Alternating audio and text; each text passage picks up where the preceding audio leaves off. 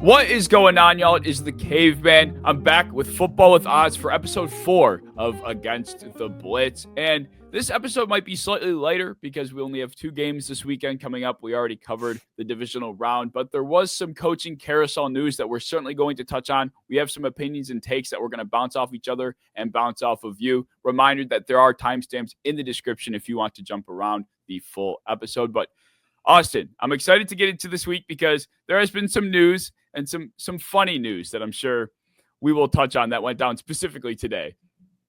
Yeah, I feel great. I'm 2 for 2 so far on my coaching predictions that we did in a previous episode. They're the ones I was actually the most unsure of, honestly. It seemed like each coach that got hired had another spot that it felt like they had a lot of traction to. Specifically Ben Johnson. In like the last week or so, it really felt like he was a Raider. Like it felt like Tom Brady was pulling him in and he was destined to be a Raider. So the switch to the Bears all of a sudden was kind of interesting, but I really like the fit and I'm curious to know how you feel about it. Yeah, so I felt the same way. I was pretty shocked when all of a sudden it just, it just kind of came bursting through the back door of the Bears facility. Like, I'm here. At least that's how it felt for everyone on the outside because of how much traction he seemed to catch with Las Vegas. And yeah, I mean, I am not as much of an X's and O's guy as you are, as I know a lot of other guys that I look up to that I follow are. But I'm curious about the fit in a good way because I think there is way too much skepticism surrounding how he might do going from, a Detroit style offense to, a gunslinging shotgun style offense that you might want to run with Caleb. I think the whole point of him being the hottest candidate out is because you believe he can make it work with whoever you have. Like, I think that's the whole point of it. So I'm confused why there is hesitancy in that regard. But the press run that he's been on since getting hired is what I've been very fascinated about because we talked about this I think last week about we think you suggested he might be a vampire. I was saying how the guy might be the weird kid in the back of the class that doesn't talk, but he's seemingly the complete opposite. Yeah. Yeah, it kind of shocked me. Like he has a lot more charisma, yes, I guess would be the word, than I thought he did. Possibly that comes down to having Dan Campbell as your head coach. You don't really ever have to do that. You can kind of just sit in your office and just draw up madman plays. But now that he has the responsibility, I think he might just be one of those coaches that does every task that's given to him really well. So if your task is now to be the leader of a franchise and be the head coach, he's just going to do that really well. And after seeing his press things, how confident he was attacking Matt LaFleur, he was coming after everybody. So I feel like a good fire and confidence that like he's bringing from Detroit down the road. What I really liked about some of the stuff he said is that he's not trying to implement the Detroit offense into Chicago, and he's kind of tearing it down and building it from the bottom up around a completely different personnel grouping. So I'm stoked. I think that he's really going to get the best out of Caleb Williams. I think they're going to kind of scrap the O-line in the running back room and redo, which they should do. So I think they have enough defense going well for him that if they can just let him loose on the offensive play calling, I think they're going to get a lot of wins. So I'm excited. Oh yeah, I'm excited to see what he can do with that group because, believe it or not, record might not show, but the talent that they have on that roster is substantial, like on both sides of the ball. So, this could be a situation where best case scenario, they're suddenly very good wild card team next year. It might not be just a building block of a season. They might turn things around fully, maybe like Dan Quinn did. Granted, that's that's very optimistic, but nonetheless, I think that vision is there. I think people have a right to be pessimistic and, they're the same old Bears. Caleb Williams might not fit, blah, blah, blah. That's fine. But I feel like there's no reason to have that point of view based off of what we know about the talent he's being given and the coach that he's perceived to be.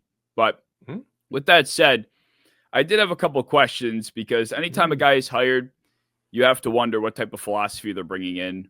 And the whole offense he had in Detroit revolved around the play action game. It revolved around the run. The pure dropbacks, as we were kind of texting about earlier, were far and few between, if that's even the phrase. I wonder if that's going to change for Caleb. Like I pay like $80 for a yearly subscription, and they can't tell me, PFF can't tell me if fucking Caleb Williams had, how many dropbacks under center and how many from shotgun. I was kind of pissed. Yeah, it felt like he was in shotgun a lot from what I saw. Mm-hmm. I don't know though. I think partially from what Ben Johnson was saying was the offense they ran was due to the personnel that they had. Yeah.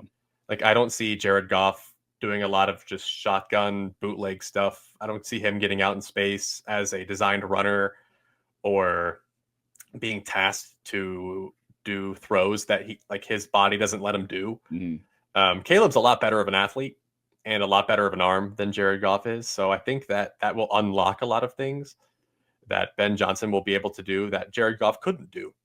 So if he is telling the truth that he's going to implement an entirely different thing that we've never seen from a Ben Johnson offense before, I'm actually really excited. Like, I don't think that they're ever going to go back to the under center heavy run offense. Like, I think that he's just going to turn Chicago's philosophy into like a spread West Coast offense that is outside of both of their comfort zones a little bit, but I think it's going to be really, really fun. So you kind of answered my next question, and that was going to be knowing how much that offense in Detroit relied on the difference makers at running back. With the 10th overall pick, Ashton Jeanty he's projected to go in that range. Mm-hmm. Is that a fit? Is that something that in your vision of the Bears offense would make sense? So I don't think that like necessarily they're going to go away from having great running backs. Like clearly they really wanted Gibbs, and I think Jeanty's a better prospect than Gibbs was. So if they're a little bit aggressive and go after a running back 10th overall, I have no problem with that. I think he could be a good receiving weapon too. I am unfortunately pretty unfond of DeAndre Swift.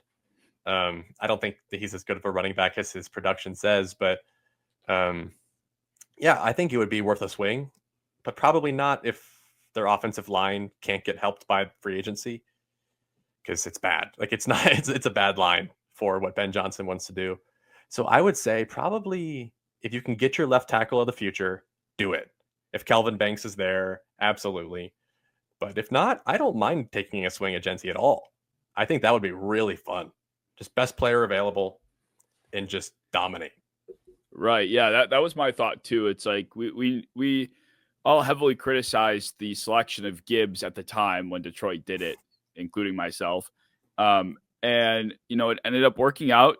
The whole positional value conversation, they really weren't firm believers in that over in Detroit.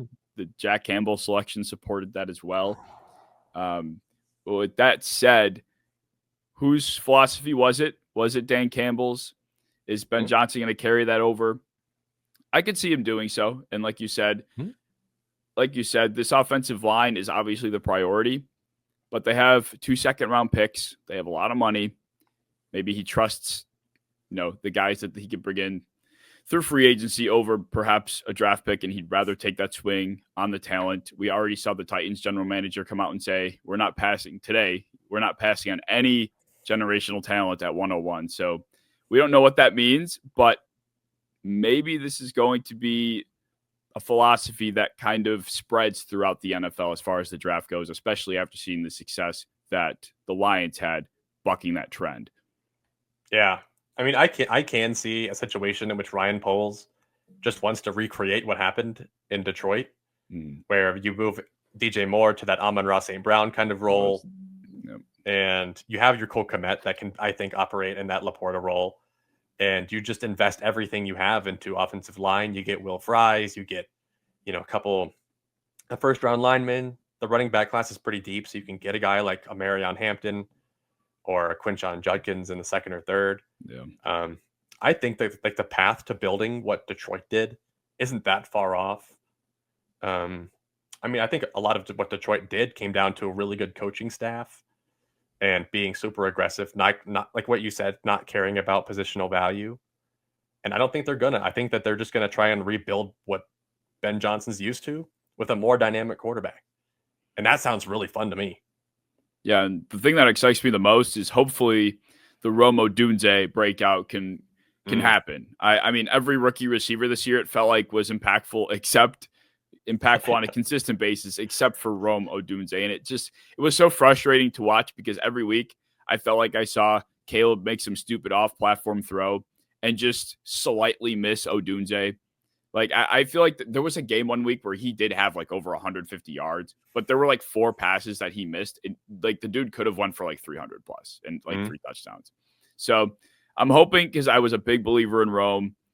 I really hope that connection can be built. That would be my priority if I was Ben Johnson. Is, as much as maybe you want to rebuild what you had in Detroit or finding a running game for Caleb, I think building that connection between Rome and Caleb when you draft him, in the same class is something that I would be prioritizing if I was Ben Johnson too. Yeah, I love Rome Odunze. I wasn't quite as high on him as consensus, but I still had a first round grade on him. Like, I'm still a big fan. So I don't think that Ben Johnson ever lets talent go unnoticed. It felt like every time that they had a guy that was killing it, like, he made sure that guy kept killing it. And you see a lot of teams like the Bengals, I will even go and say, it felt obvious that Chase Brown was better than Zach Moss, but Zach Moss just kept getting touches and you didn't know why. Yeah. That doesn't really seem to happen on the Lions. Like, Jahmyr Gibbs showed one flash of being good and immediately saw double the playing time.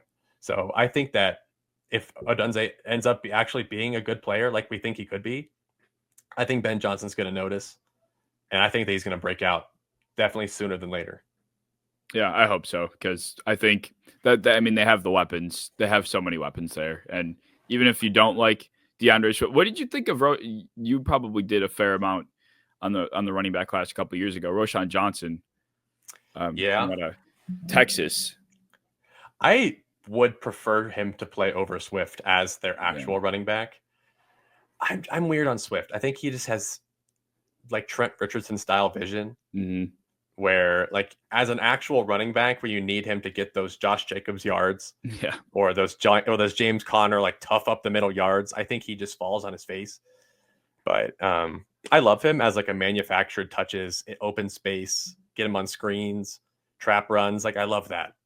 But as a starting running back for a Ben Johnson offense, I don't love that. So I like Roschon a little better. You can tell he's a former quarterback sometimes. He runs really high, but like, he's a powerful dude. Yeah. And he's that's what I noticed when I watched him a couple of years ago. Like, the dude is very, very physical. Like, I mean, if Bijan wasn't there that season, I think Roschon could have easily had a fantastic year. That was his senior season, right? He finished his senior year out. He was second to Bijan and went in the same draft. Yeah. But like, God, I think like this running back class is the most stacked I've seen in years, half a decade. So I think that's like the last thing I'm worried about. You can get a guy like Devin Neal from Kansas in like the 6th round this draft, it feels like.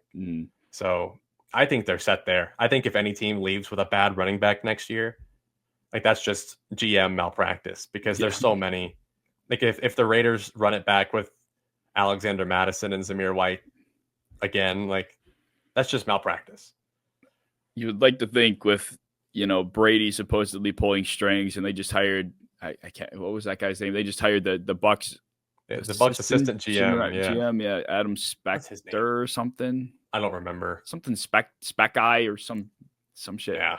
But yeah. As far as the Bears go, I think there's plenty of reason to be optimistic. I think if you're finding reasons to feel negatively, I think you're doing too much. So I think you're looking for them. Yeah. But like, one that I do kind of feel weird about is Aaron Glenn to the Jets. I don't know about you, but it kind of feels to me like a very similar hire to Robert Saleh. Like, as the defensive culture guy, it doesn't feel like a lot really changes. So I'm curious if you liked the move, or if you kind of felt like it was a lateral move. Well, when you put it that way, you look at Robert Saleh when he came from San Francisco. That's exactly what he was. He was the hard-nosed DC from a very successful organization that is supposedly very, culturally built. And when you put it that way, that is the case. I think Aaron Glenn, and I don't think lateral in that sense is necessarily a bad thing, because that was what Robert Saleh was, and that was a good thing. And the Jets for so long in our eyes were that team that was a quarterback away. And a big reason for that was because of what Robert Saleh was able to do with that defense. So a lateral move to me is not a bad thing in this scenario, because Aaron Glenn, like you said, the defensive mind that can hopefully get this defense back to playing at the level it was, probably potentially even better, and to rebuild the room. I mean, obviously the guy's morale is just destroyed. I do strike Aaron Glenn as more of a, I use the term rah head coach for Dan Campbell. I feel like he is that. He kind of fits that a little bit more than Saleh did, which I think is what this team needs, especially with Garrett Wilson probably looking to find his way out any second he can right now. So he's going to have to get those guys to buy back in. And even if it's lateral, they're in such a devastating state that Glenn is, I think, exactly what they need right now. Yeah, I mean, like, I was going through their roster on paper. It's stacked. Yeah. Besides quarterback, it feels like they have Tyrod Taylor back as their starting quarterback next year. But aside from that, every position group is full. Maybe safety is lacking, but like, he's a secondary coach. I'm not worried about that with Aaron Glenn coming in. So, like, what I think that needs to come back is the confidence in players like Garrett Wilson, like you were saying. Players even like Sauce Gardner that had a little bit of a down year. You can kind of almost point that to, like, your coach being fired and you don't really have a direction of your team. And a player is not just a player, like, they're a part of a team. And when that team starts to shatter, your individual play starts to shatter. Right. And you see guys even like Pat Surtain who are having maybe their best year ever when their team starts to play their best football ever, well, in recent years. But yeah, I think having somebody that can just restart, get a new GM, a new OC, like, aside from quarterback, I'm really optimistic about the future of the Jets right now. Yeah, I mean, I might go as far as to say that if Tyrod plays a majority of this year, I'm not going to say that they'd be a playoff team by any stretch, but I think they would have been better than what Rodgers provided to them. You know, I think they would have competed in a lot more games. I think his mobility behind that offensive line would have done wonders for them. I think that was really a big Achilles heel, no pun intended, for the Jets. Is Rodgers, just his mobility was so limited.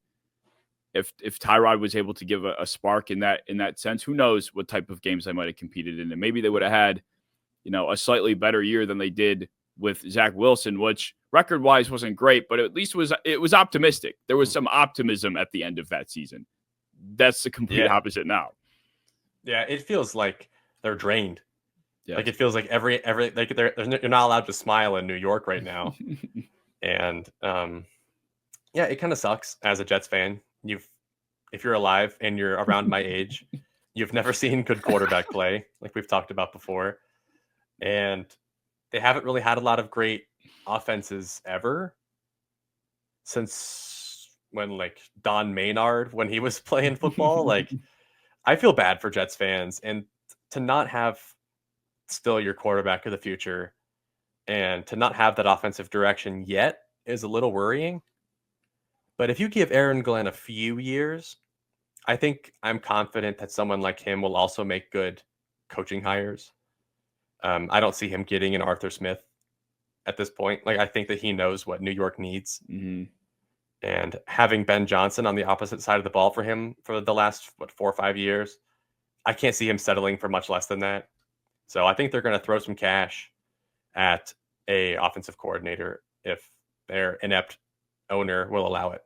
Yeah, that's a big question, is how much is his overreach going to intrude on this potential rebuild that we're seeing. And rebuild might even be a strong word, because the pieces are there. So it might not be too tough to put everything back into place. But yeah, I think this has probably been my favorite hire of the cycle so far. Well, I mean, yeah, I will say that. I think I am slightly more optimistic on the Jets with Aaron Glenn, is in terms of fit, not expectation. than I am Ben Johnson with the Bears, which isn't a slight toward Chicago.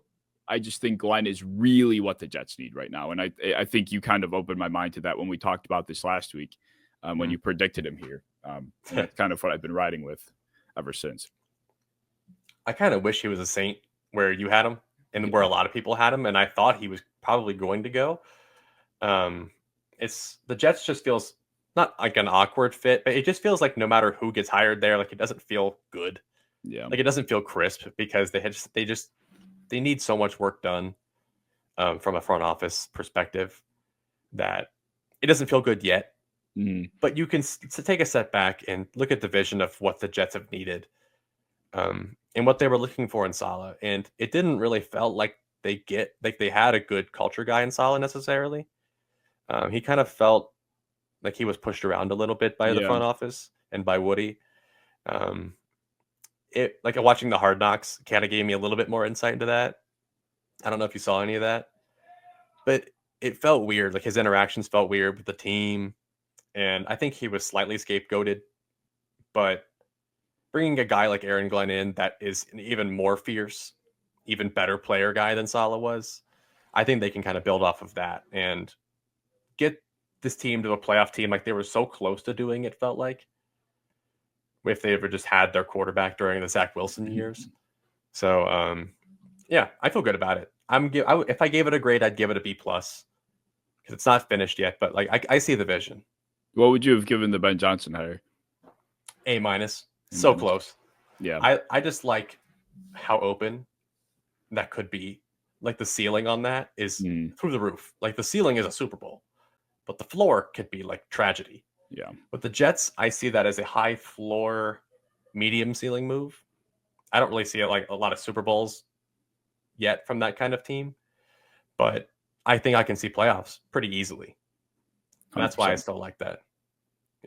Yeah. I think in terms of, I think a turnaround can happen faster in New York than Chicago. I won't say it will, but I think just given what we have on both sides of the ball for both teams, I think it's fair to say that there could be a quick turnaround with New York. It just kind of goes to show like what a GM can also do.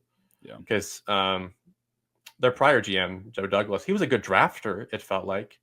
But to have stuff like the Hassan Reddick thing, that just turned into like one of the worst offseason moves I've ever personally seen. Stuff like that's kind of how you stall a team when you trade like premium assets for a player that plays like 2-3 games and didn't do anything in them and kind of just cried on the sidelines for a majority of the year.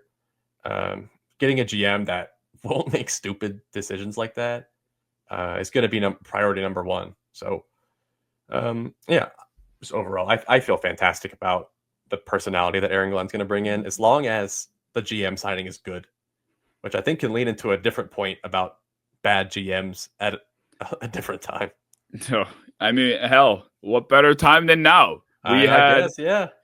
We talked about Jacksonville last week. We talked about how potentially Trent Baalke could be a roadblock for different candidates that were interested or potentially interested in Jacksonville. And it came to be true that he was, pretty much. I mean, I think the firing of Trent Baalke as of like 2 p.m. today pretty much confirms that. After they lost Liam Cohen to an extension to his team, I think Shad Khan was finally awoken, if you will.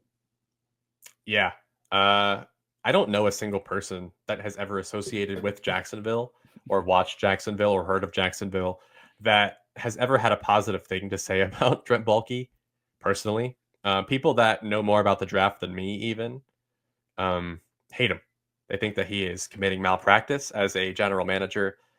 And it was like, I don't want to say terroristic, but yes, as a GM, ruining any chance they had, because they had a good foundation, it felt like, of a team.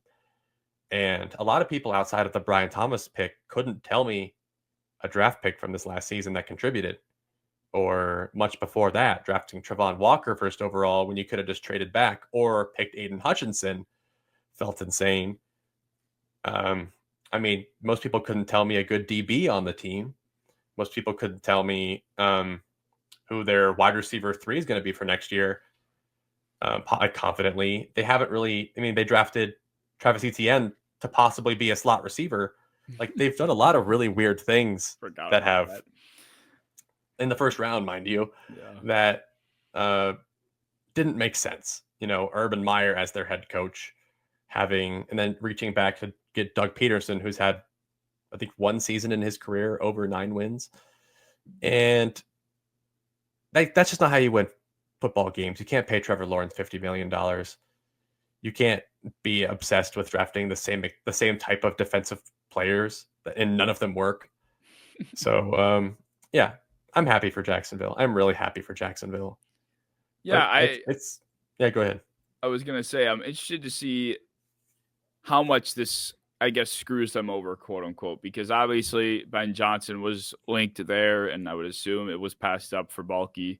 Liam Cohen was like the leading candidate, like by everyone's like metric, and he passed that up too. So yeah, it sucks to lose those 2 guys because I think they were the clear 1 and 2. But there are still options. I think people are slightly overreacting as far as the timing goes with this because Monken's still out there. Brady's still out there. I know they've had second interviews with Patrick Graham and Robert Saleh. Those seem to be their 2 leads, which is weird. But that doesn't mean they can't pick up the phone again. So I'm just hoping that in the same swoop of, you know, realizing the reality, Shad Khan says, okay, you know, maybe we should go beyond what we could get with Baalke and look outside of that now, because that was the whole point of you firing him. You got these second interviews with guys that were probably willing to take the job had he stayed, but now you can expand your search again. So hopefully Monken gets a phone call, because that would be my first call. I would love him there. And another guy you said that you probably didn't want to say was Brady, Joe Brady going there.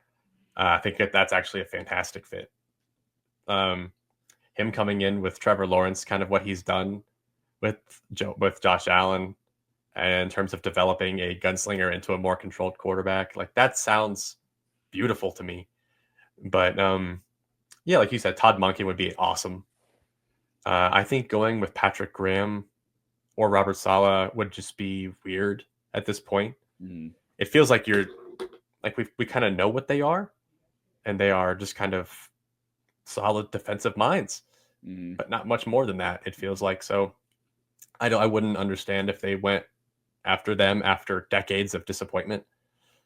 But I like the direction they're going, and finally realizing that coaches don't want to be a part of this team if probably the most important decision maker on the team is still there. So A+ from me. A+ firing. Yes, A+ firing, which is not something I've really ever said. This is the most passionately I've ever felt about a firing in my life. Yeah, I think most people would say the same. I think people felt just as confident in firing Trent Baalke as they did in Ben Johnson being the top candidate, if that makes sense. Yeah. That's how surefire people were of him being bad at his job.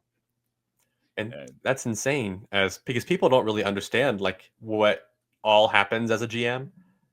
Like, it's kind of a position that not everyone fully gets, but if you can do enough bad things for everyone to kind of realize that you're like the worst at it, you got to go. And we've seen other GMs go so much faster than him. And then he went later in the offseason. Like every other GM's been fired already. And they've had time to interview other ones, but he's coming in pretty late to the party now. That is true. So, the GM hire will now be the other big question as we focus on the coach. Like, who do they go and get? You know, and I'm not privy to the general manager pool, but me neither. So who knows? No. They might end up hiring some who knows what they'll end up doing in there. But maybe I know I bounced around the idea, and this is way over, far-fetched land, but I know I bounced around the idea of Brian Flores going with Josh McCown somewhere. I don't know how real of that how real that is still, if that rumor was actually even true, but maybe that's something they can do. It's gonna be like, do they, because Press Taylor is still there, right? I hope not, but I'm pretty sure yes. I think he's there to stay. So that, well, I guess that wouldn't work then. Who knows what they're gonna do? I don't know. This is one step in the right direction, but they still. Well, I don't know, because I've heard a lot of Bengals circles like sadly saying they think that Press Taylor will be a part of the Bengals because his relation to Zach Taylor. So actually, there is a chance that he might not be a part of them next year. I don't know for a fact though. Is it one of those things where like they just kind of, they might hire somebody even though they already have, like, I've heard a lot about that, like with the Bears too. A lot of people, like the Bears have, I think, Eric Washington as their DC, but everyone's convinced that Dennis Allen's coming. So it might just be one of those things. Yeah, I think the Titans just did that too. I was it like their special teams coach or something? I think the Titans just hired a special teams coach, but they still have a special teams coach. I think I could swear something like pal. that happened. Yeah. Sorry, pal. Yeah, you're going. You're fired, by the way. That's just so awkward. Like, why would a team do that? But yeah, on that topic too, before I guess the last two games of the season, which I still don't think should be held against him. What about Brian Flores? He seems to have gone from, at least in my mind and in the minds of the general consensus of NFL fans, media members, he was a tier 1 candidate, or at least tier 2, very high tier 2. And all of a sudden, I feel like he's not even getting second interviews, or, he's not in the rumor mill anymore. Yeah. I don't know, because on paper and from everything he's shown, he's one of the best defensive minds in football. Like, he's a blitzing master. He's a front seven master. Everything about him seems like he would just fix your defense automatically. Like, he dramatically changed Houston, and their personnel didn't improve that much. So I feel like he should definitely be getting more than that. But everything negative about Brian Flores always seems like it's behind the scenes. Mm-hmm. In his just ability to make every quarterback that is coached under him hate him. Whether that's Tua, where he just outwardly said he didn't like him really, and that he wanted Herbert instead, or Ryan Fitzpatrick coming out and saying everyone turned on him at the end of the year. I don't know how much is true, because obviously I can't see that. But going off of what like quarterbacks feel about him, I think that's probably scaring anyone in charge of hiring away. Mm-hmm. But I'd like to see a team take a shot and hope that maybe Flores can just kind of mentally mature on that aspect and just kind of hand the offense off to somebody. But yeah, I would definitely take a chance on having one of the greatest defensive coordinators in the NFL as my head coach. Well, there are still some openings. We talked about the Saints, the Jaguars, but the Cowboys still have an opening. The Raiders still have an opening. I know the Cowboys they're fast tracking Brian Schottenheimer into their head coaching role. I don't know how the offensive coordinator went from not being considered to having back-to-back interviews in 24 hours, but they must like Brian Schottenheimer. I just find he has shown no reason to. Yeah, but like, why would you hire a guy on the staff of the coach you just basically fired that you felt like you didn't believe in? I don't know. It doesn't make sense. I feel like we know why. Well, because they're just going to run Jason Witten right in there oh my God. as to sit right behind him, and then Jason Witten will be their head coach in 2027. Oh my God, I could not even imagine. That would be dirty. Also, before we move on to the teams, I'm not going to change my prediction because it's set in stone. I can't change it, but I now predict. I think that Pete Carroll is the Raiders head coach. The Raiders. That's been the top guy that I've been reading too. I'm for it. I mean, I'm not against. Yeah. I think other than the fact that the guy is archaic, he's in great shape. He looks fantastic. Which is crazy. It just I do understand where a team might be coming from. Like, health isn't a guarantee at that age. Suddenly something could happen. Like, the dude. I mean, he chews a lot of gum. Yeah, he does. But like, is that gum gonna save him when he breaks a hip, like falling down the stairs? I mean, he might swallow it all the time. Yeah. He might choke and die. You never know. Exactly. Like, especially that works great with my prediction of Russell Wilson being the Raiders quarterback next year. Well, he hates. That's I it. thought he didn't he not like Russell Wilson toward the end. No, he hates him. Yeah, he hates I was him. gonna say he hates. But but it might happen. You never know. I mean, if you're coming back, you might want a quarterback that you had really good success with. You stay hating on the Raiders, wishing on the worst for Vegas. Hey, I mean, is wishing Russell Wilson on you worse than having Aiden O'Connell or Gardner Minshew? You never know. I don't know. I honestly still think I'd rather have one of those two guys than Russell. I don't know. I don't know. I'm not envious of needing a quarterback right now, and they are in the worst position to get a good one. So, best of luck to you guys. But yeah, seriously, I don't know what I would do. Hell, I'll pitch that too. I'll outright ask: would you rather have Russell Wilson, Aaron Rodgers, Aiden O'Connell, Jacoby Brissett? Like, who are the options here? Like, who are you interested in? I mean, I guess O'Connell, if I had to pick one, in terms of like he's kind of on their level already as like a player currently, in terms of what he can produce with like he had pretty bad weapons aside from his tight end for like the entire year, because I don't think he even got to play with Devontae Adams. I think that was all Gardner. Yeah, you might be right. So he played some good football. He played well against the Chiefs. Like, I guess I'm picking Aiden, the guy that has some upwards momentum, as opposed to like a corpse in Rodgers, or just like the cringiest football player of all time in Russell Wilson, or like the bridgiest of bridge quarterbacks in Brissett. I was such a Brissett. I was a big Brissett believer after his Cleveland, his Browns run. Going to Washington, he was right. He played like what 25 snaps in Washington and was instantly was better than anything Sam Howell did all year, outside of almost coming back against the Eagles in like week 4. That was like the only thing that Howell did all year. And Brissett, I think he threw a touchdown to Terry like instantly. I think they were getting killed against the Rams or something, and Brissett went in and he threw a bomb to Terry instantly, and he caught a touchdown. Like I can't imagine how pissed off that mother. I feel bad for Terry McLaurin, not anymore, but I was a big Jacoby Brissett guy. Like I was, as far as to say like I would have taken him over Russell Wilson this past season. No, like have you ever had a quarterback that isn't like that good and doesn't give you any reason to believe in, but you just do and you will never let go of it? Like, do you have any of those? I've had 2 of those. Who? One, well, this is in reverse order, but because I already said him, Jacoby Brissett was the most recent. And I understand I still firmly believe he would have been better than Russell Wilson this year. I'll stand on that. All Russell Wilson did was throw up the sideline. I don't care. I know. It's all he can do. He does it so well, but that's all he can do. Literally. That's it. So, I think Brissett had some sort of mobility too. Like, I feel like he could play make. I mean, he beat the Bengals. I mean, fuck, they both did at one point, actually. So that's not an argument. The other one was Derek Carr. I was a ride or die for Derek Carr. And I feel like I actually still believe in Derek Carr. To a degree. Yeah. To a degree of like him not being awful. He's a ceiling limiter, but he definitely can play quality football. He throws a gorgeous off-platform deep ball. Dude, him to Shaheed is money. It's like, every time.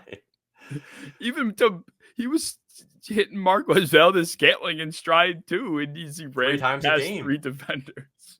God, like I'm not proud to admit this, but there was a time where I was like, I don't know how Joe Burrow is better than Derek Carr. Oh no. Yeah.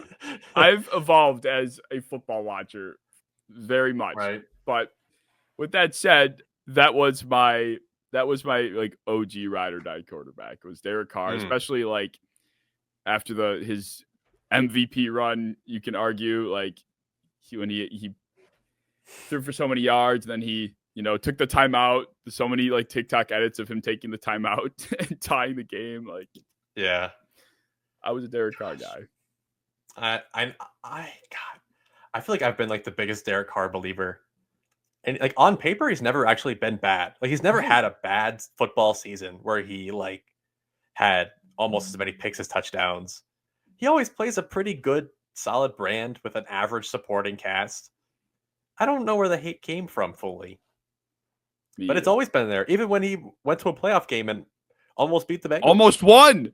He almost won. Joe Burrow threw a touchdown on a dead play. Did that count? Yeah, it did count. Oh my God. I remember it was the weirdest play so ever. mad. I remember being, because I wanted Derek Carr to win so I damn didn't know bad. what to feel that play because the whistle shouldn't have happened.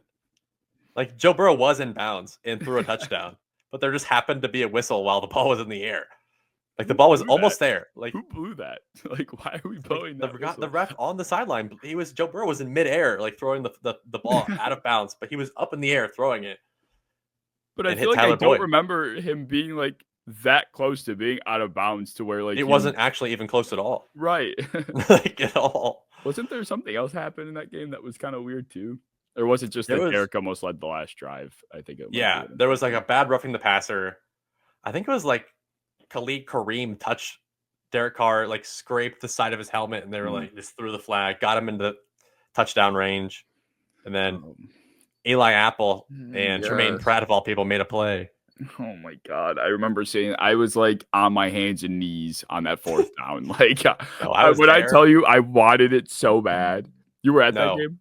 Yeah, I had my friends. We were all organized, just like dry humping the air at Derek Carr. There was like, Derek, you suck, and then he threw a pick, and it was the most glorious. Like men were crying next to me. Yeah, yeah. Raiders fans probably were there, and like the full Bengals outfits. fans were crying. Oh, because they won. Because they hadn't seen a Bengals playoff win since the 90s. Yeah. So that was that. I think that started the Derek Carr hate train mostly, which is sad. But those are two good quarterbacks to be believers in. Two guys that they're just humble guys. They play not the best ball, but they have flashes of like, okay, well, you could work out. Yeah. And I don't know. Just they're how do I put it? They just will fight to like the last second. Like Jacoby Brissett going in for 25 snaps in the season and playing that well. That to me speaks just to his character just as much as it does to his football ability. Like anybody stepping in that moment probably like, what does this do for me? Like whatever. But the dude just goes out there full gunslinger. And same thing for Derek. It's like he gets the way it all went down at the end of his Raiders tenure. Like I was not happy about that as a Derek Carr fan. Love it. Yeah, he's a good guy. He deserves better. Yeah, he went off with Devontae. Devontae was an All-Pro with him. Like, yeah, he's not a bad quarterback. No, he's not. I hate anyone that says he's terrible. He should not be in like the bottom 5 of your quarterback rankings ever. I don't know. I don't understand it. But if he would have beaten, if they would have beaten the Bengals, that would have done irreparable damage to my like reputation because I would have been so obnoxious about Derek Carr versus Joe Burrow. Like, I'm almost glad they lost because I would have. I've kept like every receipt of everybody that like Joe Burrow. Like I remember, like it was a big thing with Theo Ash where he said he was like a glorified Alex Smith. So man, I don't know. I mean, I guess I probably even like a year or two into him like being Joe Burrow, like as a like putting up like 35 touchdowns plus, he was still out there just calling him Alex Smith. I was like, ooh, I do remember that. I think it's like that was a rough one.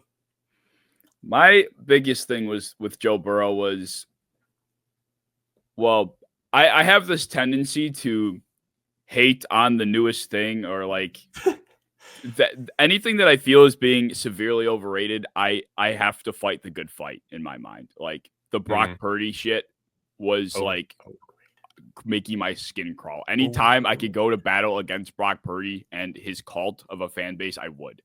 Like I'm almost the opposite with mine. Not with that, but like I am the first to come to the defense of somebody that is just all of a sudden being hated. Yeah. Like, and I like this is one of my picks for my quarterbacks that I think that I will always back up is Zach Wilson.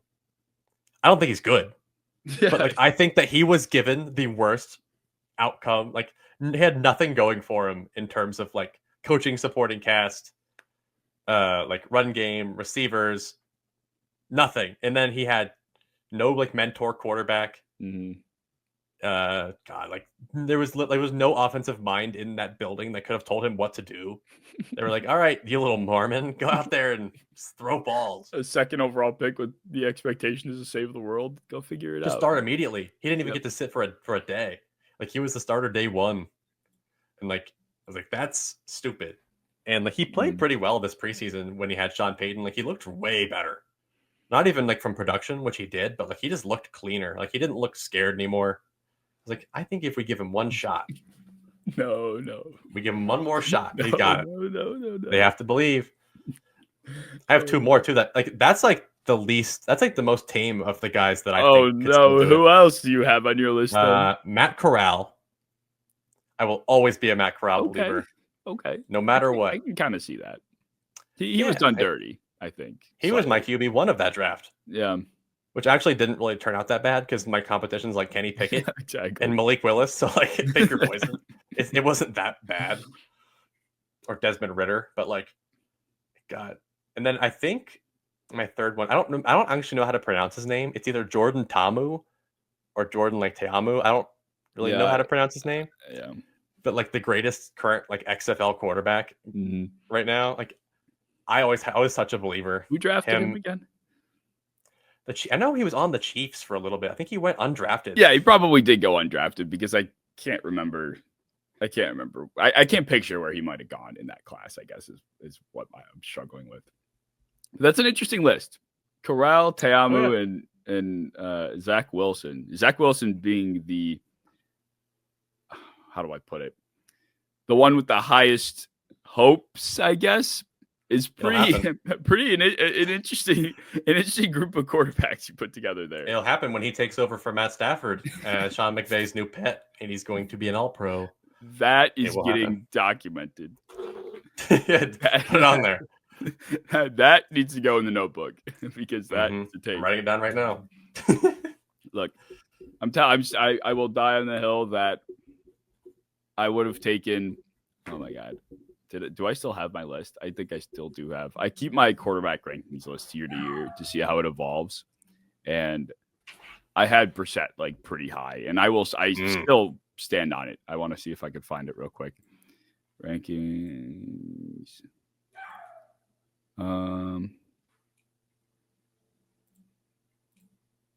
This was going into this season.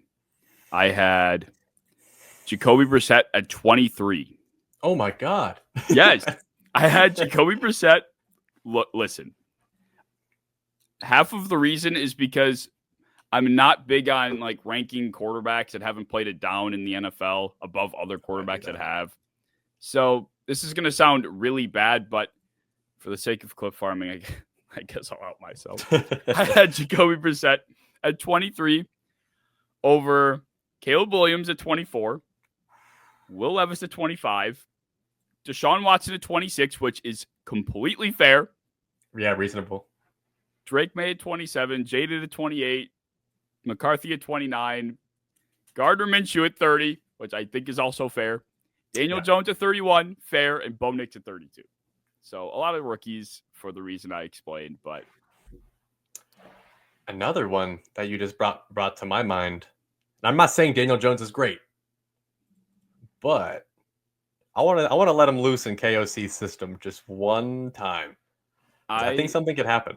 I was in my Discord promoting him because it was fantasy football during the offseason. We talked about fantasy a lot, and he was like my late round flyer. Like if you need a second quarterback for whatever reason, like why not?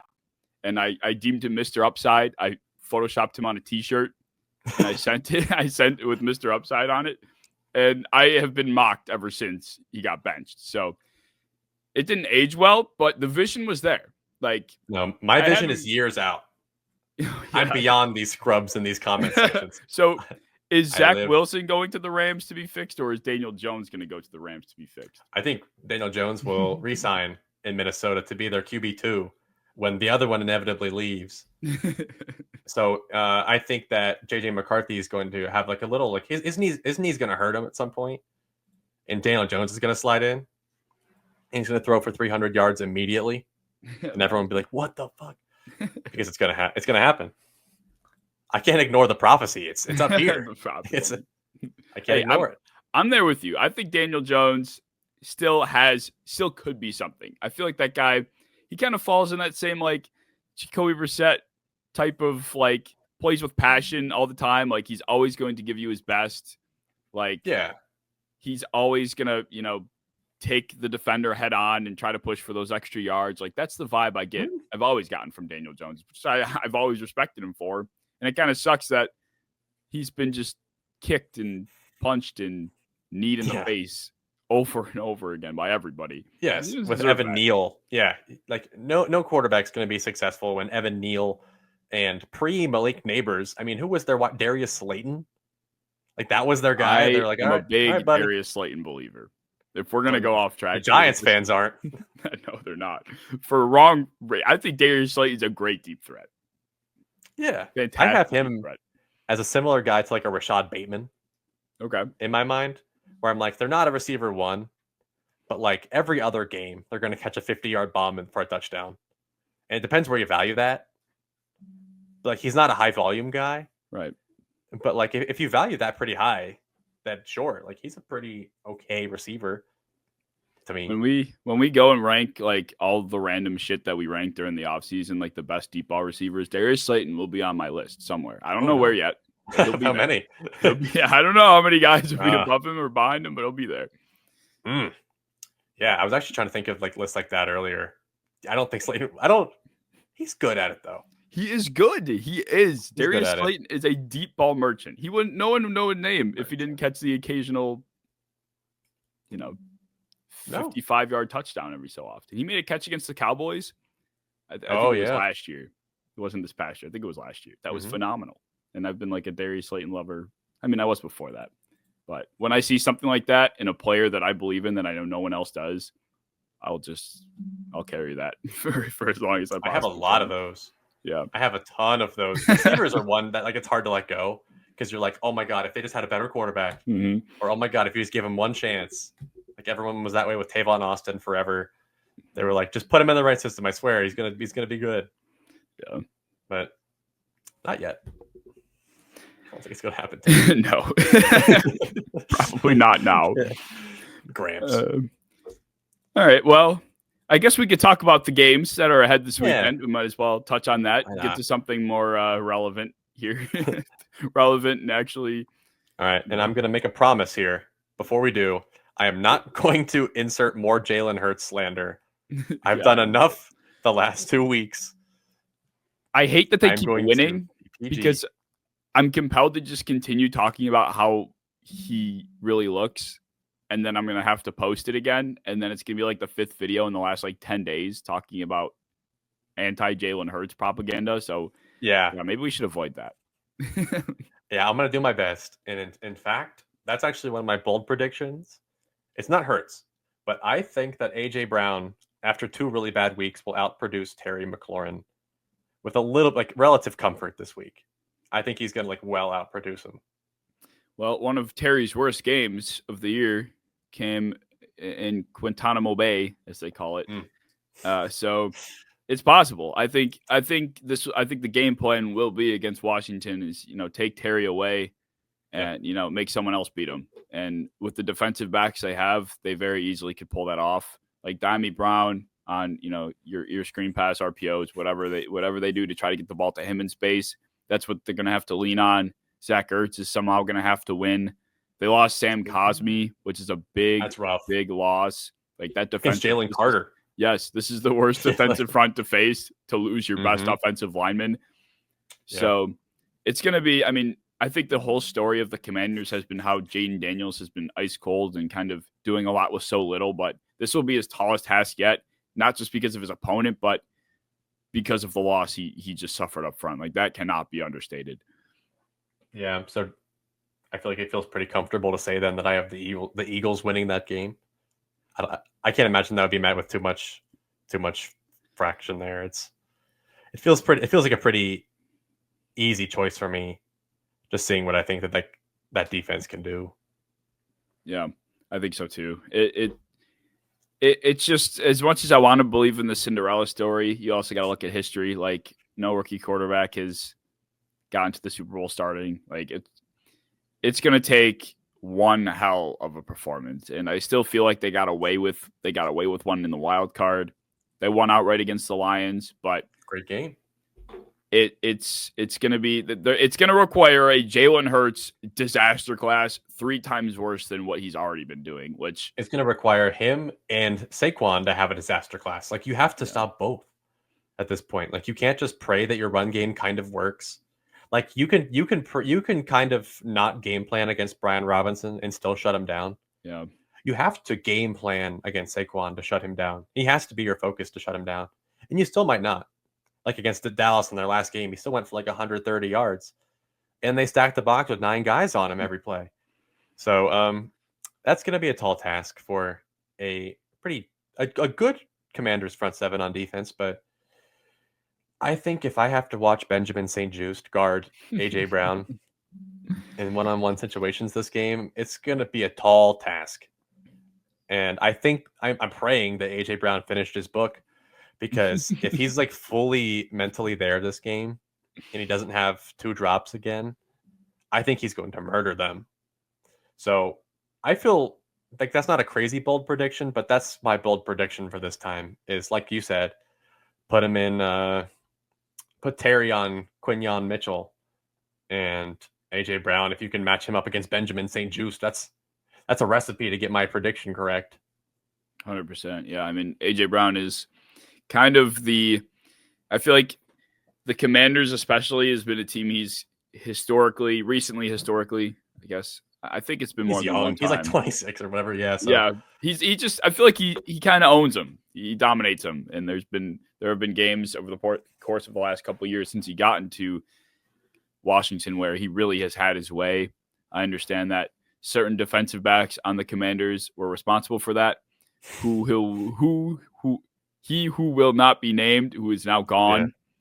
Yeah. But still, those guys are not the best. It's not like they're going to throw Mike Sainristil, I can't say his name. I can't speak right now. Out there to guard him. That probably wouldn't be a good idea. Forbes. Yeah. Manuel Forbes, Mike Sainristil. Like, yeah, it's a bad matchup on paper. The Commanders historically are in a hole. They lost their starting offensive lineman. They're going to have to somehow stop Saquon and force Hurts to be uncomfortable in the pocket with a bum leg. If Frankie Louvu goes and has like the greatest game ever and he's like somehow pressuring the quarterback, every single drop back, then maybe and Hurts throws like 2 pick sixes. But we thought that the Lions game was a tall task. This one is even harder. The only way I can see it is if Bobby Wagner, Deron Payne, Jonathan Allen, they all do like this crazy front 7 work together. Frankie Louvu, like they have to go insane to stop. Like they have to each be playing the best game of their lives. And they're all good individually, but like they need the safeties to come up. They need Jeremy Chin to pull one out. Like it's going to be a really tough task.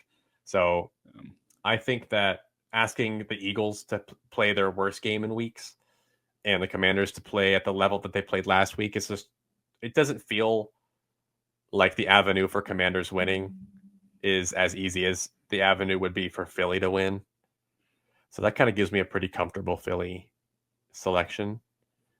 But this it doesn't feel too far off from, I keep talking about the Bengals, but like when the Bengals made the Super Bowl, this kind of feels like this Commanders team kind of has a similar vibe to it, where like you didn't really expect them to win, and they just kind of they kind of just keep winning these tough, close games. So I could see if you pick Washington to win this game.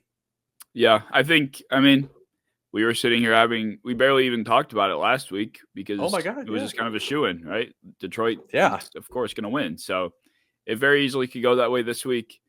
I wouldn't be opposed to it. Like, I'm here for it. I'm not necessarily an Eagles fan outside of my Super Bowl future bet. Other than that, like, shout out Jaden Daniels. I'm all for the downfall of Nick Sirianni. Like, please. That vampire, yeah. The other game, though, I imagine you're a little more biased in that game. Yeah, we've been here before.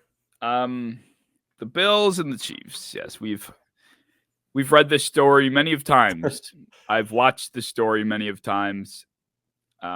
This might end up being the most watched football game in history. Like, I don't think it's an I could easily see that, yeah. To say that because of the history. Like, people were hyping up the Ravens and the Bills like crazy, and now you're just getting the Bills and Chiefs, who have put on even some bigger, of the best matchups ever in the biggest conference game you possibly can have. Like, there is no bigger stage these two teams can be facing off on. So I don't see how you can't watch this. Like, I don't see how this game doesn't come down to the wire. I can't see like a situation in my brain in which one of these teams just takes it and goes. I think both teams are just too well coached, well quarterbacked, and pretty well defense too. Like, they're both like really solid fundamental football teams outside of having possibly the two best quarterbacks in the NFL. So, I mean, it might come down to the last 13 seconds again. You never know. Thanks. Hopefully you're on the right side this time. Yeah, but like, thanks. But like, God, this is the, like I said it last week, I'm pretty sure, for Baltimore and Buffalo being my like one of my favorite games to watch ever. I think this is going to be the most excited I've been for a football game in some time. I imagine you did the same thing as last week, where you have to optimistically pick the Bills to win. You doing that again? Of course, yeah. I will say though, I was optimistically choosing the Bills last week. Like, genuinely, gun to my head, I probably would have taken Baltimore. Yeah, kill me, shoot me. But this week, I've said this since the postseason started. I don't hate the Chiefs. I don't hate playing the Chiefs right now. I feel like this is it's hard to say this because they're in the AFC Championship, but the worst version of the Chiefs, the least scary, we'll say. I feel like they're not controlling the ball as well as they usually do in terms of time of possession. The defense, while still playing at a high level, doesn't feel as good as it was last year. But the biggest thing to me is in last year's run, it relied heavily on Isaiah Pacheco and that run game. This year, that's not really a thing. Like, Pacheco's not fully healthy. Kareem Hunt will get you 3 yards, whether there's 10 in front of him or whether there's 3 in front of him. He's not going to go much farther. So that doesn't, like, their run game, which is obviously what worried me in Baltimore, isn't really a threat. And I don't think Marquise Brown and Pat Mahomes are necessarily on the same page where they're suddenly going to start, building a connection on the biggest stage. So that doesn't worry. I hope that doesn't worry me right now. Xavier Worthy, I feel like at this point, isn't really used in that capacity of being that shot taker down the field as much. He feels much more of a gadget in that gadget role. He's kind of been playing the Rasheed role a little bit ever since he went down too. So it's not that he doesn't scare me, but I don't think he can take over a game. Kelsey, of course, still exists, but they haven't scored over 30 points all year long. The only time that they lost was when a team did and they didn't, and that was Buffalo the last time they played. So if the Bills can score, what did they put up? 27? How many? I don't remember. Sounds about right. Against Baltimore, and it could have been more. They kicked a field goal on the last drive that could have extended it, even further. And, if Josh Allen's able to get 3 more yards on the goal line, then they have 30 points, I think. So that the recipe seems simple. Score as many points as you have all season long against a team you already scored 30 points against. You win the game. That has such a good shot of just being clipped. Yeah. So hard. Like, Pacheco can't do anything anymore. Just runs for 200. But like, I do agree. I would be so much more scared. I was more scared for Buffalo to play against Baltimore because the amount of things that Baltimore can do to you is much more than what the Chiefs can do to you. Like, the Chiefs can Mahomes you and defense you. Like, that's how they could win. Baltimore could Derrick Henry and Lamar and defense and special teams. Like, it felt scary. And I mean, the Chiefs beat the Texans by special teams, actually. So I'm not going to say that one, but like, penalties. Yes, and that's actually what I was about to get into was whenever you play the Chiefs, whether it's rigged or not, I don't think it is. There's an element of shit. When's this 15-yard penalty coming? because the leash is not the same as when you hit a regular quarterback versus when you hit Mahomes. Whether you like it or not, like the leash is not the same, and they're going to bait you. They're going to bait a lot of holding calls, and it's going to be a rough watch. Like you're going to hate every second that you watch this game, even if you're up by 14. But I agree. I think that they have a pretty good avenue to stop Kelsey, or at least kind of limit him. Matt Milano being back makes me feel really good about that. On top of having, the kind of like the coverage players to be able to do so. Is Johnson healthy for this game? Do you know? Yeah, he's trending in the right direction. So okay, because he's going to be huge to stop Kelsey. Yeah, having a good player out the nickel. And that actually leads into my next bold prediction. I think that the Bills tight ends outproduce the Chiefs tight ends for this game. I think that Kincaid and Knox have a better game than Kelsey and Gray in terms of yards. And even if you want to throw in touchdowns, you can just call it fantasy points. I think that the Chiefs are not going to do what the Bills will do over the middle with the tight ends this week. Well, I did see a stat that said the Chiefs are the worst defense against tight ends. So hell yeah, that works. That would work. Yeah, it works. It would be one hell of a time for Kincaid to reappear. I mean, oh my God. I was not the kind of guy touting him as this like 100 catch guy this year, but I thought if there was going to be a number one receiver in Buffalo, or at least a top target for Josh, it would be him. And I know we kind of talked about this at some point last week, but he's been invisible. Like, the average person probably wouldn't even be sure if he played this year. So yeah, like hopefully this would be a great time for that to change. Dawson Knox always seems to have I feel like he always makes one big play against Kansas City. Every time. Yeah. Like it's very weird. Yeah. He's always just making an appearance, which is he's awesome. Good for a 34-yard touchdown randomly. It won't be when you expect. It'll be like on 3rd and long. Right. Throw up a prayer. Dawson Knox will one-handed catch it on your head and then drop the next one. Like he's a good player. And I think that Kincaid's better than what he's being used as. Like I don't see why he can't even be like what Dalton Schultz has been in the past. Right. I don't get why. That was my comp for Kincaid was Dalton Schultz, and I was happy with that. I don't get why he can't be like a red zone monster, like crush the middle of the field option routes, ins and outs. Like I don't see why he can't do that, but he does it. I don't know what's missing here, especially spending such a premium pick on him. But I think this could be the game that it happens. I think that he's too good of an athlete for guys like Justin Reed or Nick Bolton. But yeah, put him on fucking Nick Bolton. Like he's going to have a good game. So yeah, I feel good about it. I did pick the Bills to win this game. Outright, unbiased, as much as I will be rooting for your Buffalo Bills. Yeah, I'm stoked. On top of that, I need to know, as someone who's not from Buffalo, how do you what's the right way to prepare a buffalo wing? Because I have to do the game with some wings, so I gotta know. Well, it all depends on your preference. So, right, I am a firm believer in drums. I think flat wings. I don't like flat wings. It's not that I don't like them. I'm not the kind of guy to go to a restaurant and be that asshole that says, "Can I get 10 flat?" Like, fuck off, dude. Like, just get what you get. That shit pisses me off. I do prefer drums though. I also, a lot of people I know prefer them crispier. I think I lean toward the saucier side. Yep. And I absolutely love. I'm a big barbecue fan, but there's a bar up here called Barbell. They do I think it's called Golden Barbecue, Honey Golden Barbecue, something like that. Oh, it's Carolina Gold we talking about? Pretty much. And oh yeah. It's awesome. So that's my go-to preparation for a wing. Okay.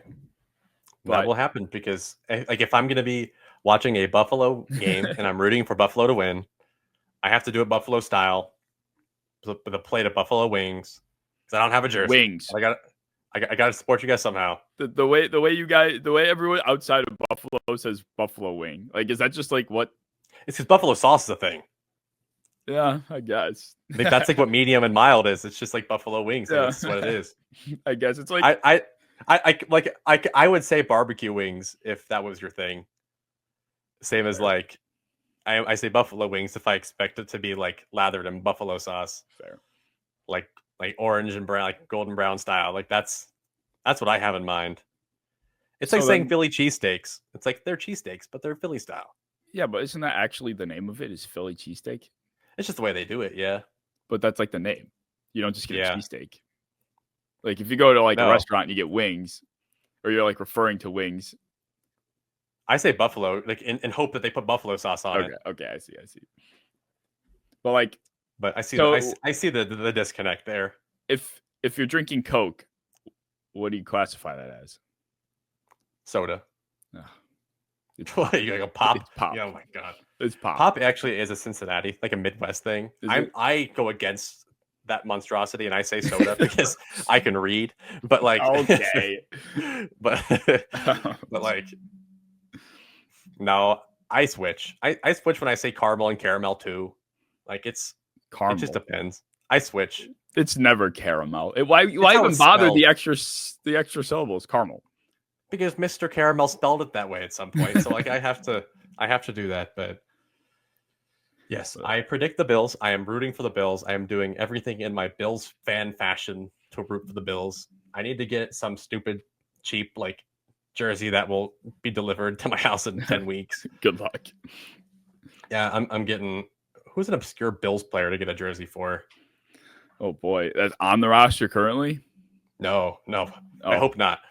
Okay, we're talking like an obscure Bills player's jersey.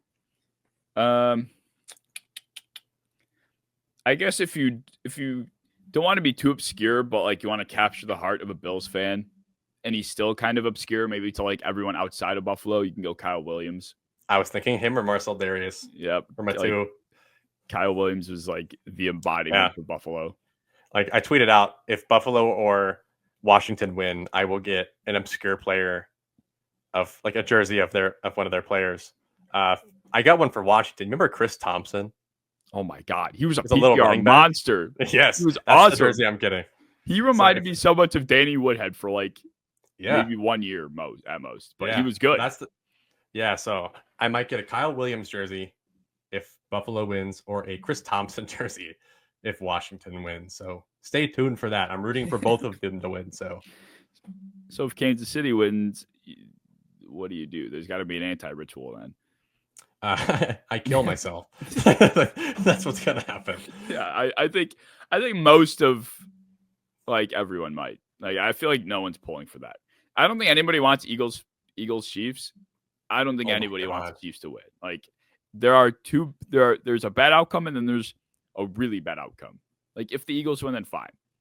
Part of me appreciates the Chiefs winning this much because like I can just watch dominance in its purest form of just like beating everybody over and over and over again. And part of that's fun to watch if your team's not in it. You're just like, yeah, look at them win again. Fun for them. And it's fun to like sit in a room of like 30, 40 people all wanting the same thing. And you're the only one cracking a smile when Mecole Hardman catches a touchdown. You are evil. You are fucking evil. But like, I cannot root for them over Buffalo. I've always had a soft spot for Buffalo. And I absolutely will not wish for a Philly fan to smile on this earth ever again. So that's fair. That's very fair. I mean, that might be that would 100% be worst case scenario. And the thing is, the Eagles aren't losing, so it's really down to Buffalo. I'm gonna actually keep saying that just to jinx the shit out of them. There's no way that Washington wins. I didn't even think about that one. Washington's got it. That's how they beat the Lions last time. That's true. The Lions are gonna stomp them 30-10. Like, they were 8.5-point underdogs, and they won by like. I'm gonna check 12. Do you know what they are right now? Yeah, I can check real quick. They are. Come on, FanDuel.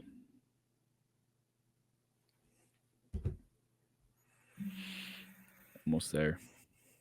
They are only 6.5-point underdogs. So, interesting. I don't know how to feel about that. I feel like this game could be worse. Like get out of hand worse than what people were projecting the Lions game to get, I should say. If the elements are good, if we're talking like good weather, I feel good about the Commanders' odds. But like if we're talking another chilly game, I don't feel good. I think the Eagles are built for like playoff gritty, hard-nosed front seven football, and it looks like the game will be about like 39 degrees. It says so.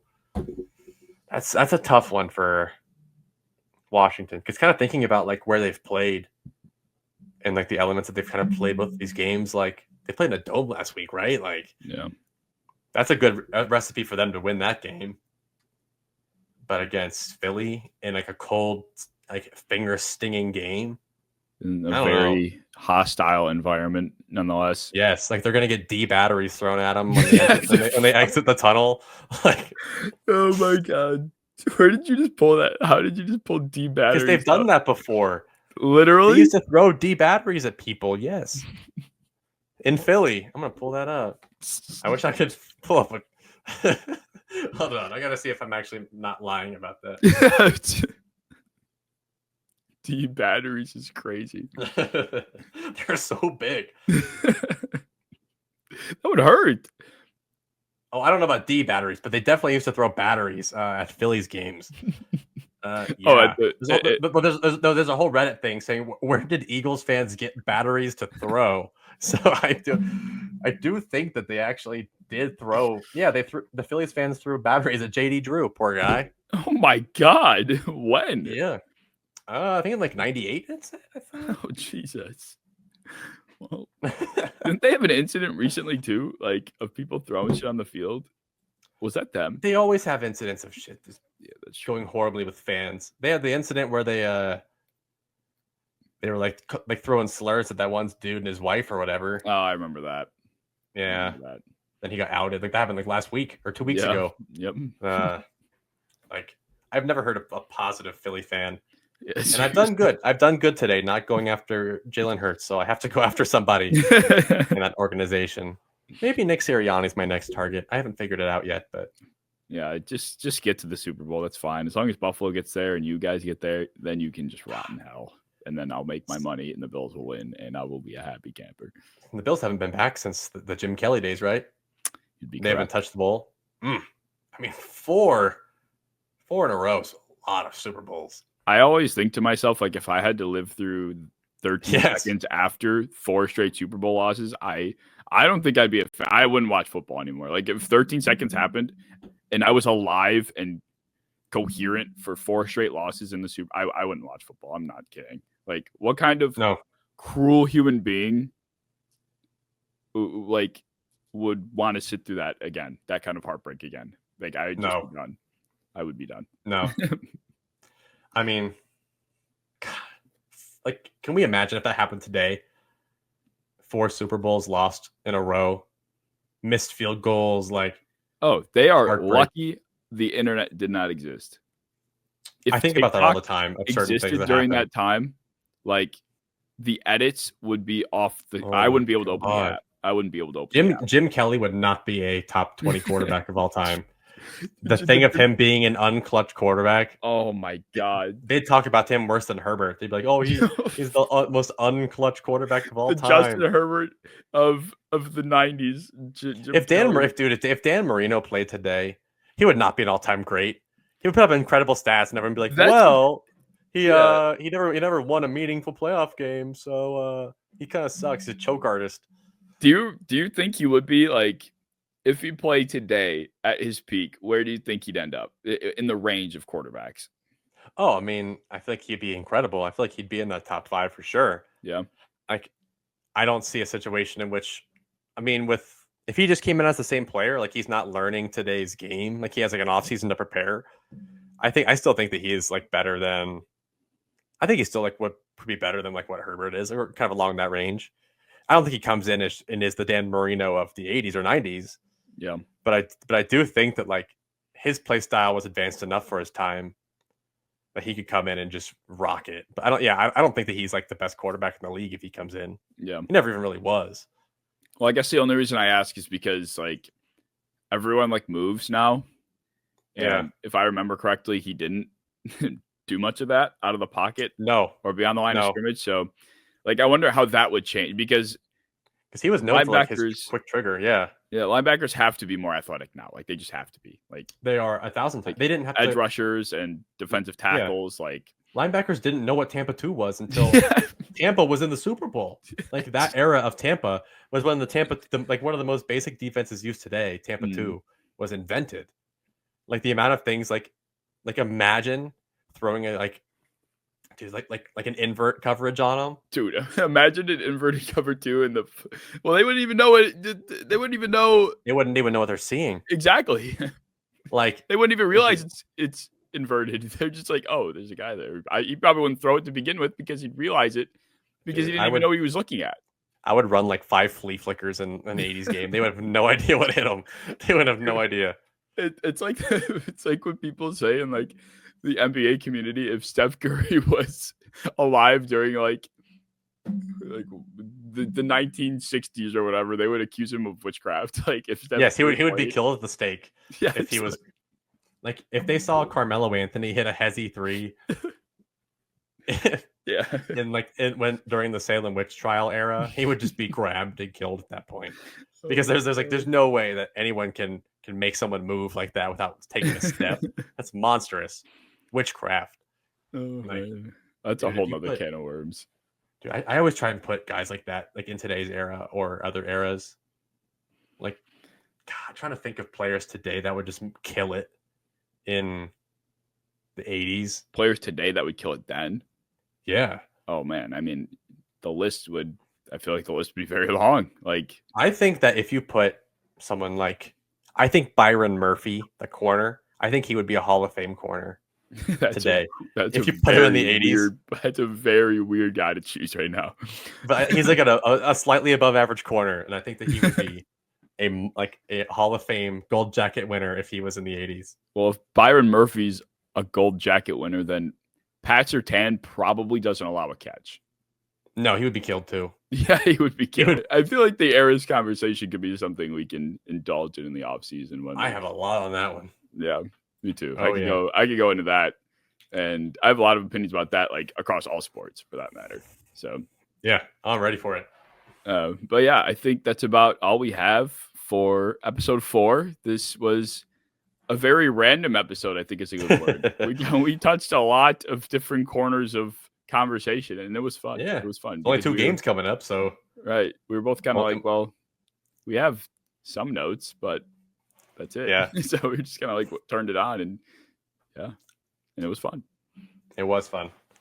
All right. Well, we have 2 games, like we just said, that will decide the Super Bowl. So next time that we talk to anybody, we will have the Super Bowl figured out and the biggest game of the football year upcoming. So I hope to see you in good spirits as a Buffalo fan next time.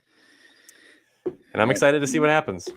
Me too. I hope the next time we speak on this platform that I have positive things to say about football and my life as a Bills fan. But yeah. That's about all we got. If you guys enjoyed, like, subscribe, comment, share. Be sure you're following us on all of the platforms linked down in the description. Our individual platforms are in the description as well. And we hope to see you in episode 5, which should be next Monday. See you then. Peace.